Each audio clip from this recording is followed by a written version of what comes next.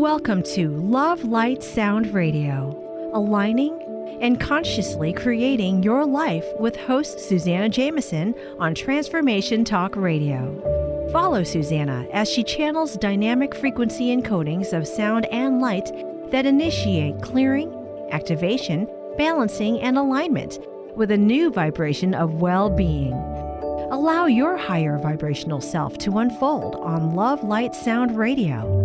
Transformation happens here now.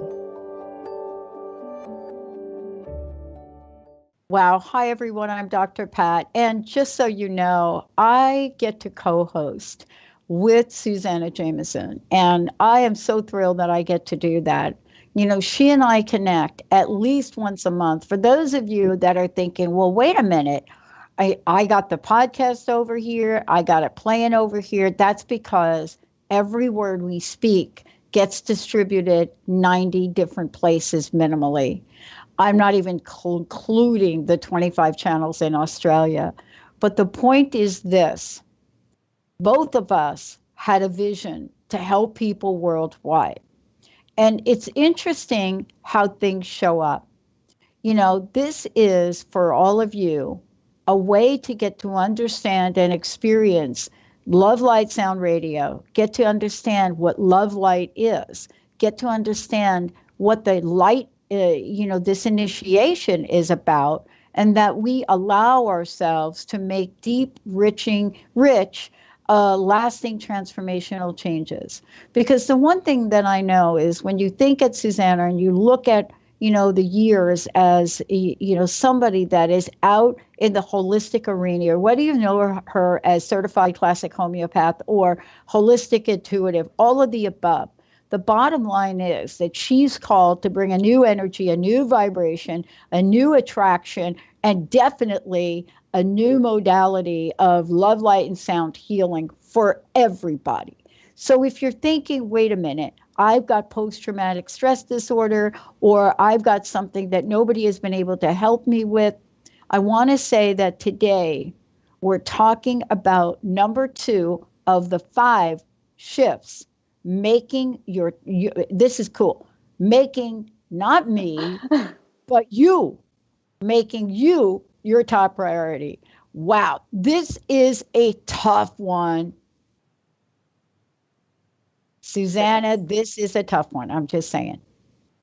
Yeah, it is. I mean, it's like there's so much charge to this, right? Because, and I love the way you introduce it. It's like, it's like even the fact of stumbling over, like, what? Like making you your top priority? It's like kind of what? Wait, because it's so, in my experience, it's so deeply ingrained in us, and also the way we've been raised or trained by society, and we've touched on this on the last episode, right, to a certain extent, that it's just not cool to be, make you your top priority. It's selfish, right? I mean, who do you think you are? And it's self-sacrificing is the way to go. And, for some of us who have had even, exposure to some more religious beliefs or systems or something that can be even more ingrained, and there's no judgment here.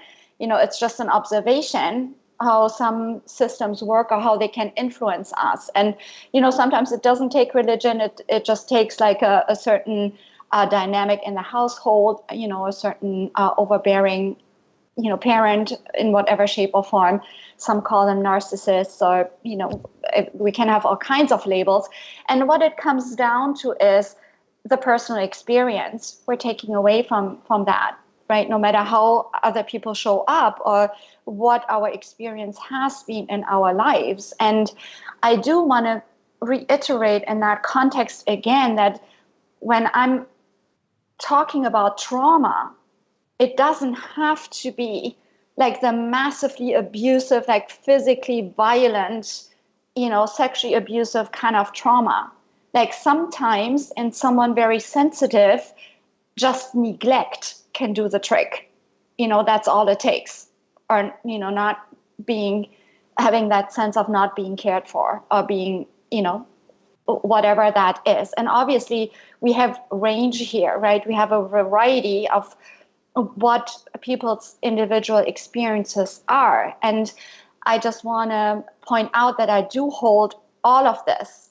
I don't have like a specific focus on what trauma needs to look like for someone. For me, it's more about how is it impacting your life today.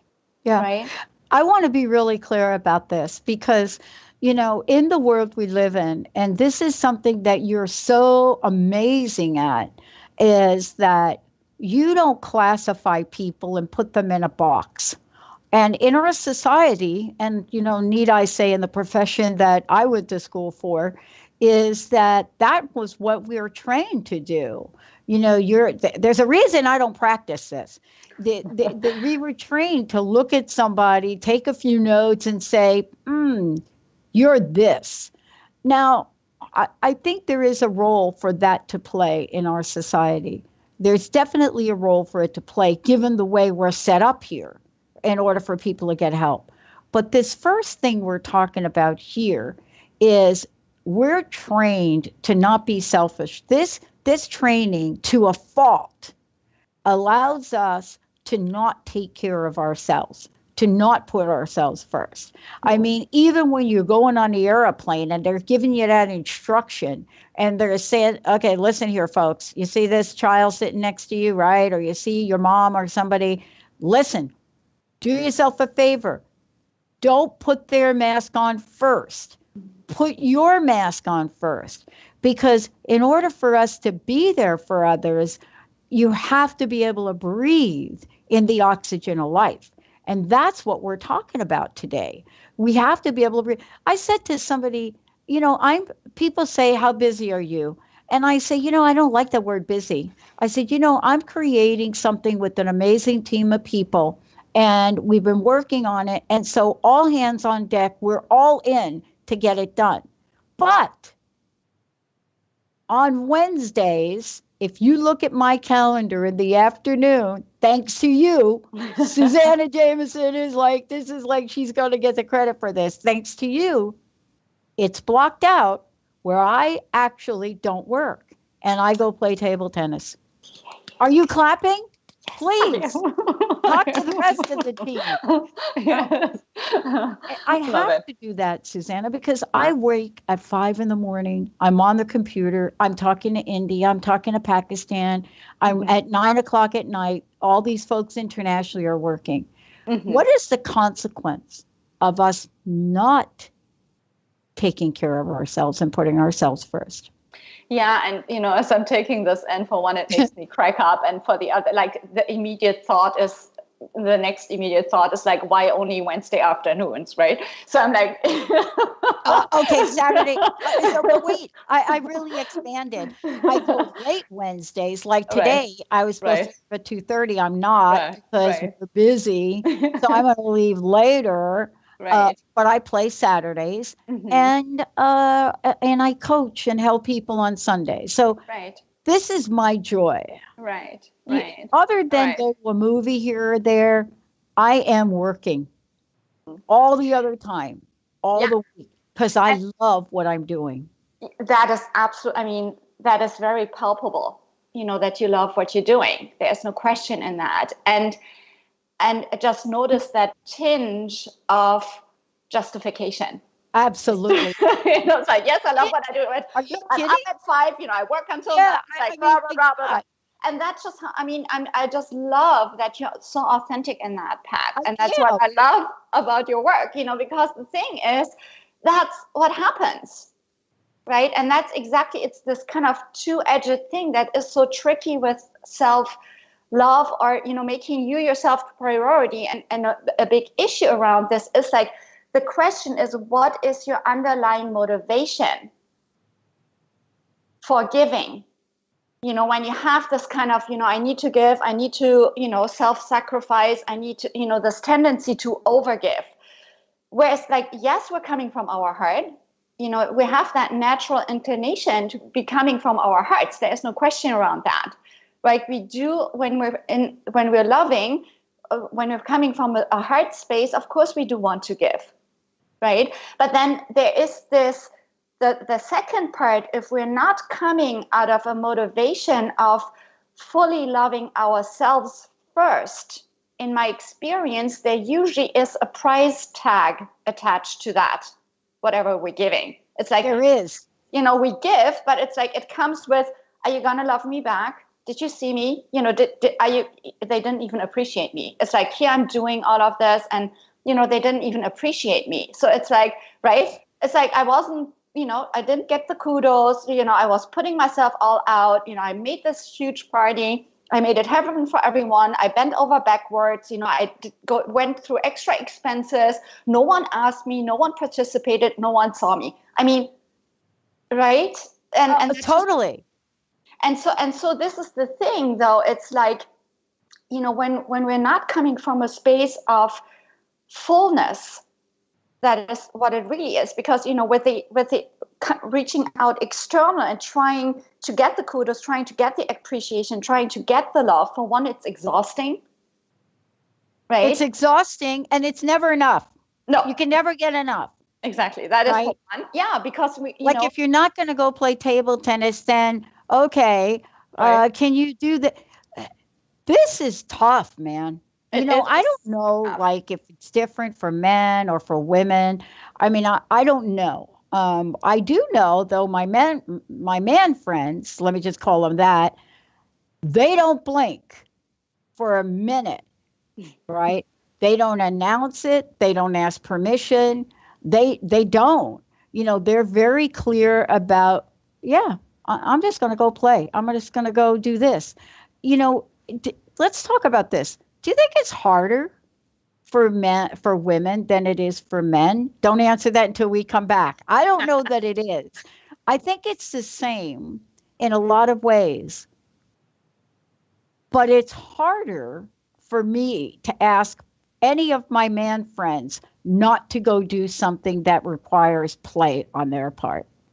And I noticed that with myself and other women, that if we just say, let's not go do that today. Let's clean the house. Let's take a short break. We'll be right back.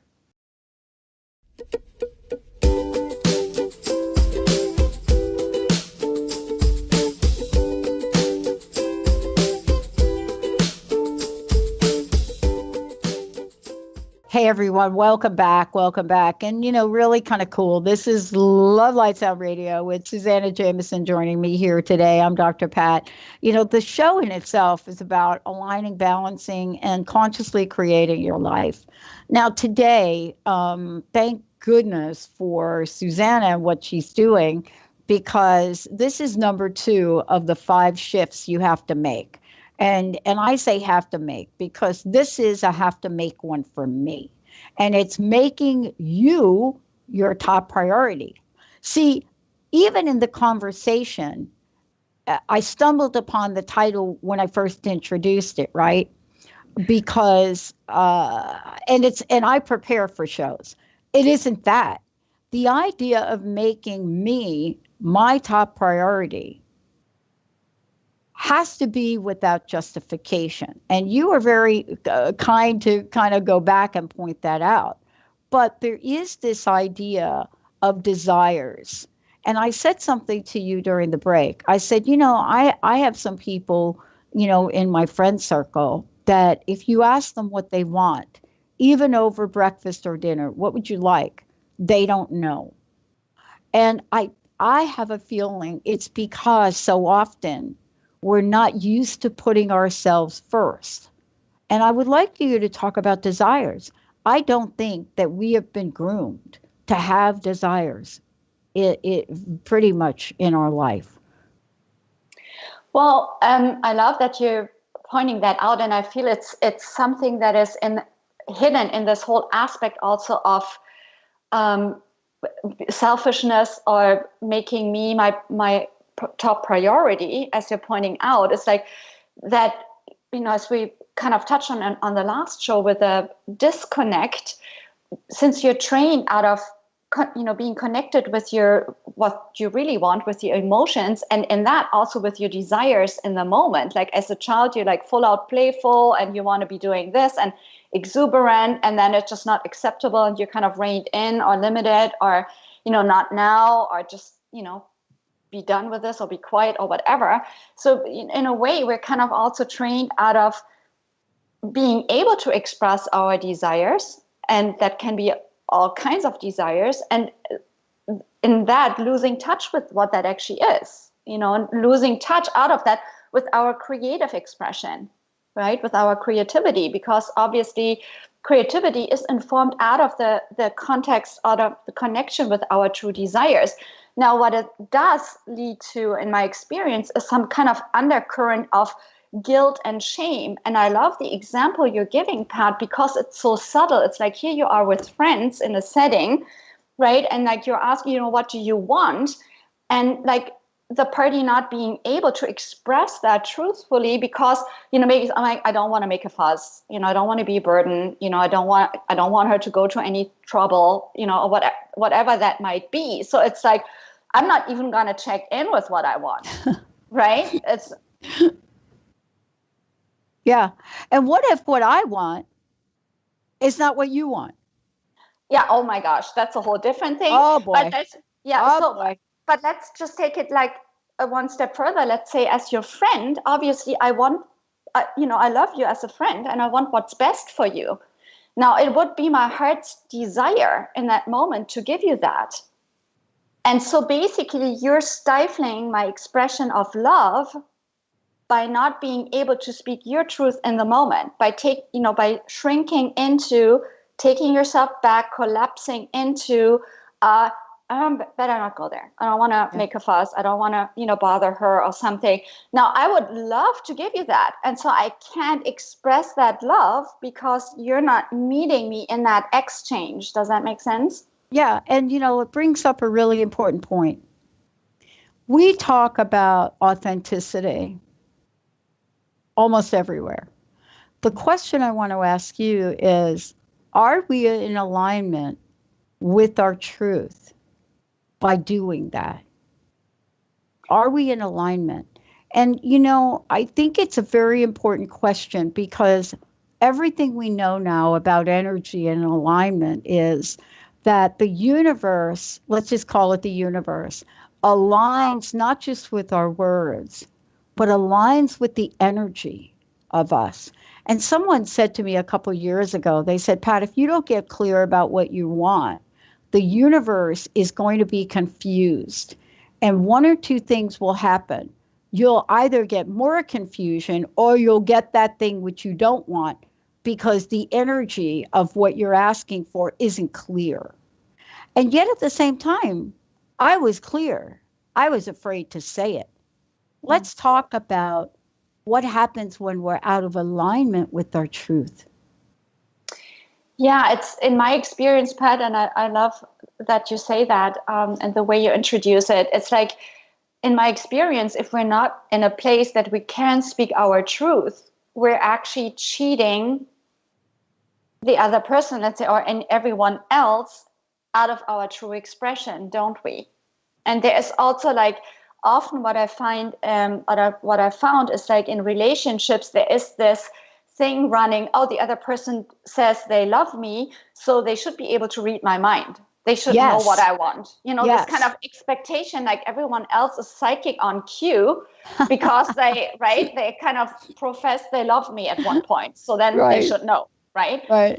And so, and as if that would kind of free us from that, let's say, responsibility to take care of ourselves and our desires and what is true for us in the moment, right? And then we know, like, we're blaming it on the other if they didn't get us, right? They didn't get us what we really wanted. So we're saying one thing, and then basically we're saying no, but actually we do want them to override that no because they still want to do it, and they just take us by our word. And so then we're surprised that they don't get us. So let's just cut the chase, and that's just, why not just say what we want? Let's get to it, because then we can avoid resentment. So resentment is like the number one offender. Let's just be very clear. Everybody out there is like, no, it's fear. No, here's what I think. Resentment.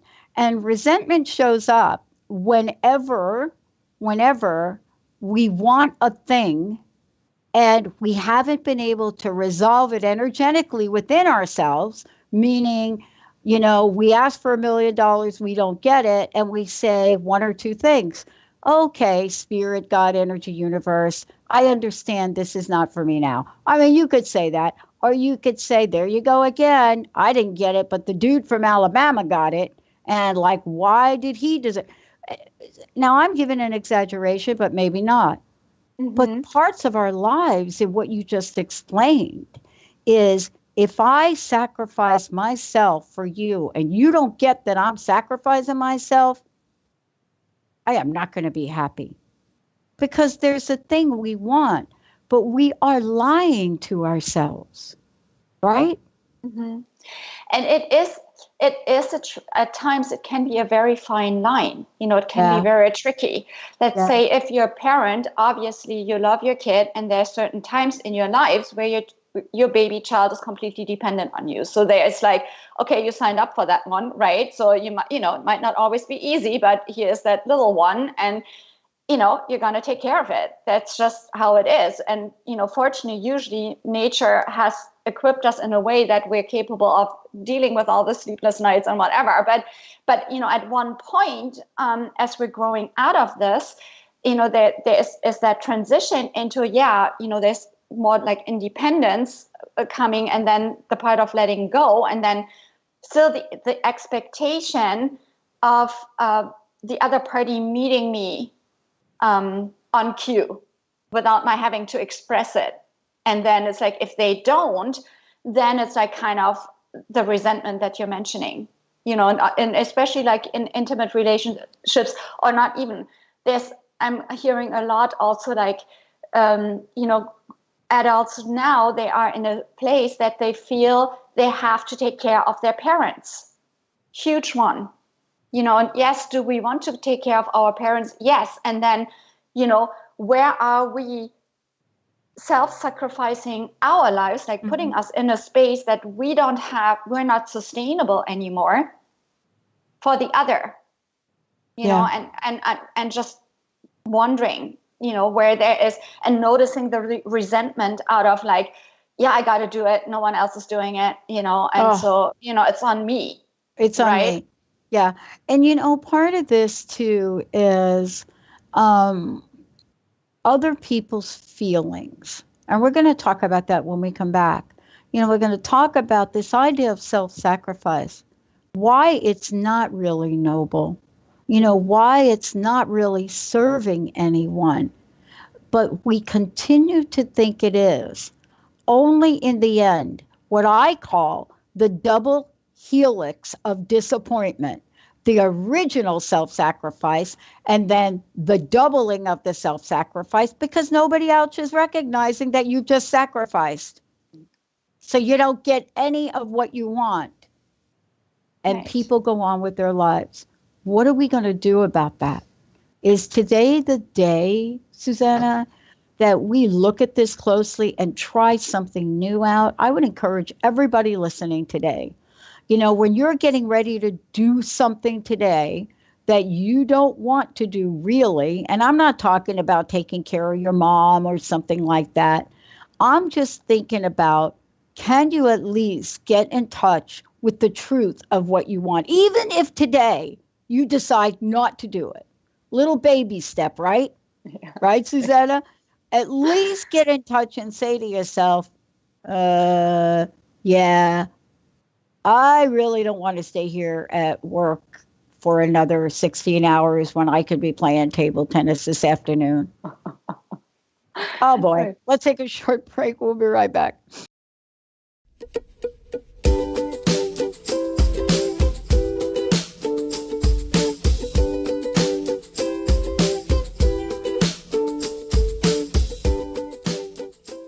Welcome back, everyone. Before we talk about self-sacrifice, Suzanna, also, what is the best way for people to find out more about you? But more importantly, how can they work with you? Thanks for bringing this up, Pat. And personally, I feel the best way to find out if working with me is in your best interest is to go to my website, SuzannaJamieson.com. And on the homepage, there is a free workshop I'm offering. So you're welcome to register for that. It's a gift. And it kind of explains a bit more where I'm coming from in my work. And if that resonates with you, you know, you have the option to book a call with me that is complimentary. And that is, I highly recommend you check this out for yourself. So that's a good way. Mm-hmm. Boy, I mean, I can feel going on now. We may need to do a little clearing or something here today because I think we hit upon something. And you know, it's really subtle. I mean, I think we're given some really, I don't know, obvious examples, but it's very, very subtle. And it's not so subtle when we're all thinking about, oh, maybe one time I decide to eat a hamburger today because that's what, you know, my life partner, that's what my life partner wanted me to eat, a hamburger today. Maybe it's okay if I eat a hamburger today, but even though my partner knows I don't eat meat, but I got served my hamburger. Yeah. So here's what I want to say. Why would we eat a hamburger if we don't eat meat? Now, I'm not that person, but it's one example. How many little things, when you add them up in a day, equal a resentment? But there's a lot of energy that I'm feeling, Suzanna, right now, that I think we need to really remove some judgment here of ourselves, but also others. And I think it's this sense that, wow, they're talking about stuff that I don't know what to do with. And when you don't know what to do to make a change, we get weighed down and heavy. What do you think? We get weighed down and heavy.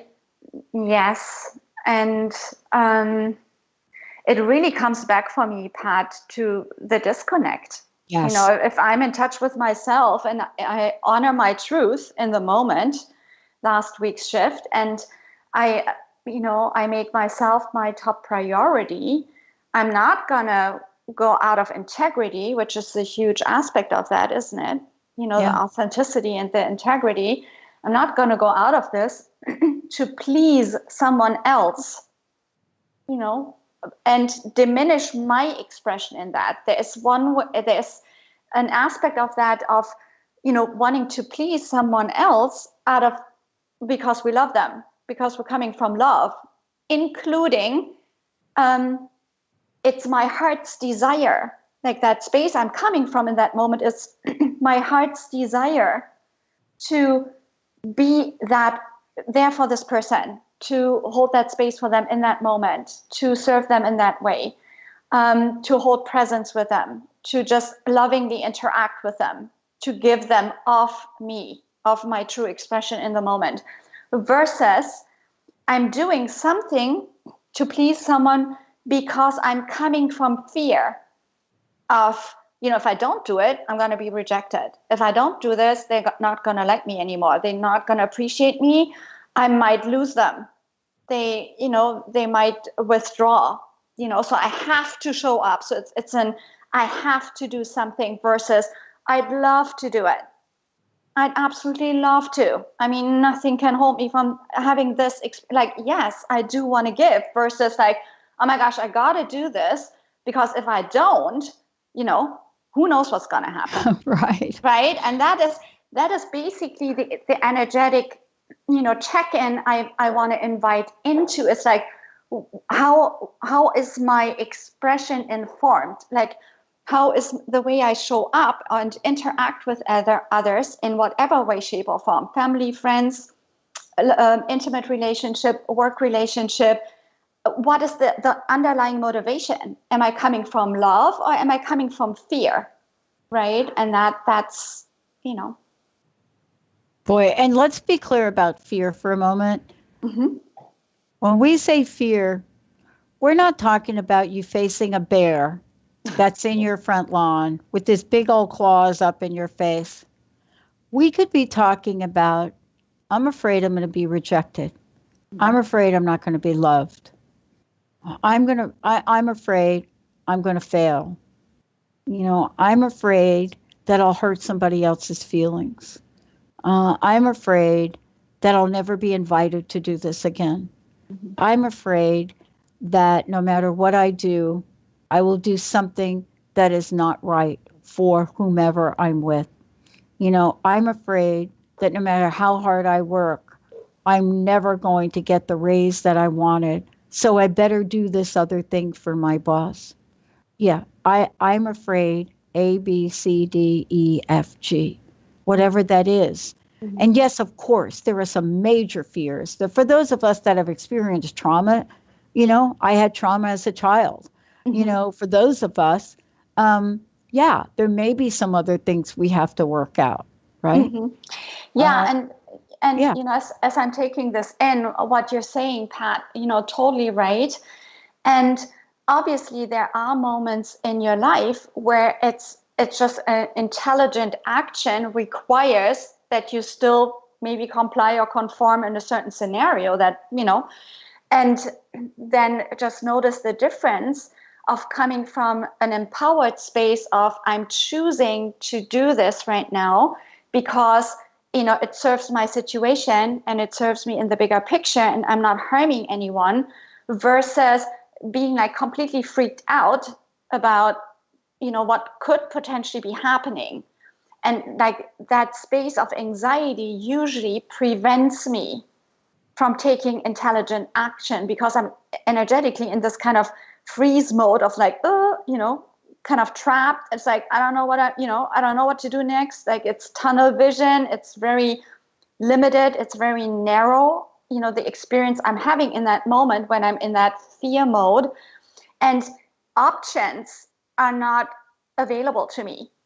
It's like because I'm restricted by fear, versus coming up from a space of like, oh, okay, I'm noticing this is not working for me. And what intelligent action can I take coming from a space of I honor my experience. I love myself. I know what is conducive for me, right? And I honor that. I want to, love myself enough that I know I want to move in a direction that's conducive for my highest expression. And so what does that look like? And what intelligent and constructive action can I take in order to align it with this truth, right? Yeah, yeah. And in the moment, And yeah, we're looking at in the moment all of those emotions you just described that come from those events.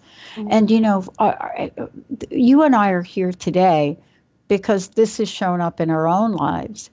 And you have a way that you can help people. But more importantly, I think for those of you listening, we want to honor you in this journey. And, we see you. We know what this is like for you. And we want you to know that there is help. That's the work that you do, Suzanna, is to help people in the process of whatever they're going with. And especially if the struggle really is about putting you as a priority, putting yourself as a priority. It doesn't mean you don't love your children. It doesn't mean you don't love your community or your friends or family, does it? Right. No, absolutely. And that's a really big one, Pat, and I love that you're bringing it up. It's like, taking care of yourself first allows you to come from a very different space of fullness, that you actually have something to give versus running yourself ragged or empty, so that there is nothing to give. So, when you compare the two, in your interactions with others or community, are the others better served when you're coming from full or from empty, right? And so, like, is that misconception or that idea that, if I'm putting myself first, I'm like selfish and then I don't care about others. Now, in my experience, the complete opposite is true. It's like I care even more about others because I'm taken care of. Yeah. Because it doesn't have the price tag. Yeah. It's not conditional. Yeah. And I think we're going to go ahead and skip this break because this is so important to talk about. I want to make a statement, and this is really a challenge for me. I can demonstrate my love for another or my caring for my job or my project, I can demonstrate that very simply by taking better care of myself, by putting myself as a priority. Because if I am fit spiritually, emotionally, and physically, I can show up. Yeah, and that's exactly it. It's like taking care of yourself. It's like when you take these Wednesday afternoons, Pat, and you love to play table tennis Yeah. and you love to kick ass with the boys. Yeah. It's amazing. Like Yeah. a lot of people don't know that about you, but I just love it. And Pat is really competitive, and I mean, she's a badass around the ping pong table. So let me tell you, so I love that that spirit. But just notice how it raises your energy. How it, like, what it gives you to give yourself that. Yeah. It absolutely raises your energy. Now, as you said earlier, it's like, after that you're just raring to go, do some more work, right? Yeah. Because you're energized and you're full. Yeah. Right. And that's the space you want to be coming from in all your interactions, so in order to, and that's why I was jokingly also saying why only Wednesday afternoons, because the encouragement for me Good is point. to, it's like a part of the work I'm doing is balancing, right? Mm-hmm. It's about aligning, balancing and consciously creating your life. And so the balancing part is like, can I find moments here and there throughout the day where I can fill my cup? How can you help the folks listening today and I know I can feel the audience completely resonating with what we're saying, but part of resonating, even myself and listening to you, there's still a part that's feeling a little guilty, a little something about it. How do we get rid of that? I mean, I don't think that we were meant to have guilt a part of our lives, but boy, does it show up around this issue. Right. It certainly does. And yeah, it's certainly a complex the way I work. But one of the things we can do is energetically, align. If you want to do like a Let's do brief, it. Let's do it. let's do it. Just a brief. Yeah, I think what I've transformation. learned from Susanna and all of you have learned is, this is her mastery. This is how she helps us all align. Believe it or not, in the work that she does, what happens when we get aligned clearly opens us up for what we really desire. Thank you. So what do you want to hold for this? I want to hold us, honoring you as a priority in whatever way that looks and feels, without shame, without guilt, and without conditions. Shono Marona, Shono Yanoma,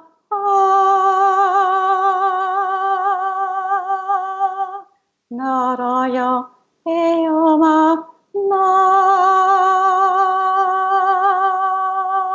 Maro Ayano Sarayano, Maharayano Saro, Yano Manoharo.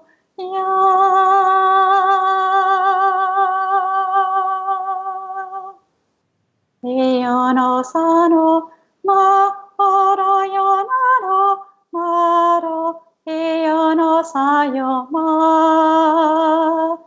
oro no yano sa ma.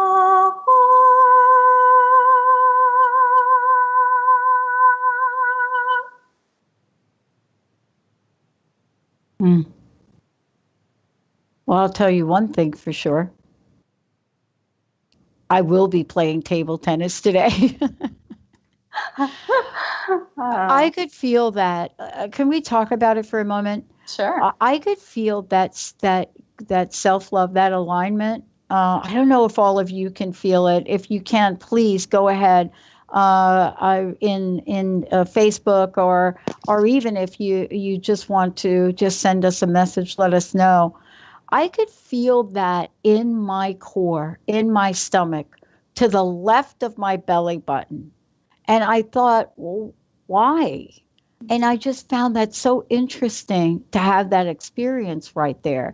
Not like a pain thing, not like that, right? Mm-hmm. But just something moving there. Yeah, it's interesting for me. It's really, part of me is not really there in a way. It's like it's really present and it's not really. So I was actually surprised a bit that it was so lively. There was a lot of, for me, I experienced it as a lot of joy and freedom, actually. So, it's like, oh, nice. And so what I found, Pat, is what is coming through is meeting the needs of whoever is taking it in the moment. And what I love about this particular modality is that it's dynamic. So it always is going to meet you where you're at. Like, let's say, this is your experience now, and it has shifted something in you, like you've had like a certain even physical experience with it, and maybe some release on one hand. Like if you were to listen to this again, and obviously it was a rather short thing, but it doesn't matter. It's like if you were to listen to this again, maybe half an hour later or something, it's going to meet you at this new shift, like what has already shifted. And then maybe something comes to you about like, oh, I really feel like I want to be doing this today. Yeah. And you can allow yourself to go for this. You know what I mean? So this is how this works. It's very subtle, and it's just aligning. And what I love about it is it's going straight to the heart. Mm-hmm. The mind is not engaged. Like you don't have to analyze it. You don't have to think about it. It's just it's just alignment. Yeah. What I love about this and about today, especially, Suzanna, is, this is coming from this space of self-love. This is really, when we talk about the alignment, right? There is this time when we listen, and I do hope people will go back and listen. As a matter of fact, Carter, I want to ask Carter to pull it out so we could play it again, with some information about what it calls into play for us. But this is about this connection and alignment with the kindness that we could share with ourselves, right? We're so good maybe at being kind with other people, but being kind to ourselves is really a journey, isn't it? Yeah, and what's coming here, as I'm taking in what you're saying, Pat, is that, the joy that I experience is like the complete opposite to the guilt and shame. Right? It's this kind of bursting exuberance of like, yes, this is what I want my life to feel like. This is what I want it to look like, what I want it to feel like. And there is no guilt or blame or shame in that. It's just like, it's free in that. And I love that. So, I want to talk, I know we've got a few minutes left. There is an ultimate freedom in our lives. See, we don't think so much about this particular ultimate freedom. I think a lot of times we go through life with contingencies on freedom that have to do with other people. Like, I'm going to feel free if ... my boss does this. I'm going to feel free once my kids leave the house. I'm going to feel free, if I can drive on a highway that has no traffic. But this freedom that you talk about, this freedom through self-love, connecting with yourself, honoring our truth. You talk about it, honoring our truth at all times, right? That's the alignment we're talking about today. But we're also saying, start somewhere today. Start somewhere. And, again, lovely that you're bringing it up. It's like this notion of we have to be somewhere or get somewhere first before we can be happy, free, fulfilled, whatever. Right. And really what my work is about is to allow yourself to be in that space every moment, no matter what around, no matter what is going on around you, no matter what the circumstances, and so that is what you pointed out, the ultimate freedom is like to be in a space to know yourself so intimately, to be connected to yourself so intimately, loving yourself so unconditionally, that you can allow yourself to access a space at any time. Mm-hmm. Wow, what a great show today. And honestly, for us, you're inviting us to step into a place that perhaps many of us have not. Whether it's you've been thinking about getting that massage and you just haven't gotten to do it, or you've wanted to take 5 minutes out to go for a walk, all of the above, this is the day where you make that change and align to your truth. I have a question for you. Again, please tell folks how they can find out more about you, to talk about the free workshop, how they can connect with you personally, and then what's your personal message for today? Yeah, so the best way to connect with me is at this point through my website. There, for one, I have also the info of the other radio shows on there, and on the homepage there is a free gift, an invitation for a free workshop that gives you a bit more in-depth information about how I work. And if that resonates with you, I'd love to hear from you. And if you feel called to book a session with me, please do so. They're complimentary. And there's access to that on my website also, right? And so, yeah, the message for today, making you your top priority is basically kind of summing up what we said on this show and in the last passage about, allowing yourself to get to a space that you're so intimately connected with yourself that you can experience true freedom in any moment, no matter what. Susanna Jamieson, everyone. Susanna, thank you so much for your special gifts and what you do in the world. You're amazing. Thank you. Thanks. Thank you for helping me get to go play table tennis today. Guilt-free. Guilt-free, baby. That's what I'm talking about. Guilt-free. Guilt-free table tennis. For tuning us in and turning us on. And yeah, anybody out there want to play table tennis, give me a call. Thank you for tuning us in. For more information, if you missed any part of this, go to transformationtalkradio.com. Yep, it's going to air later. The archives will be up. Susanna, you rock. Thank you. You did. Thanks so much.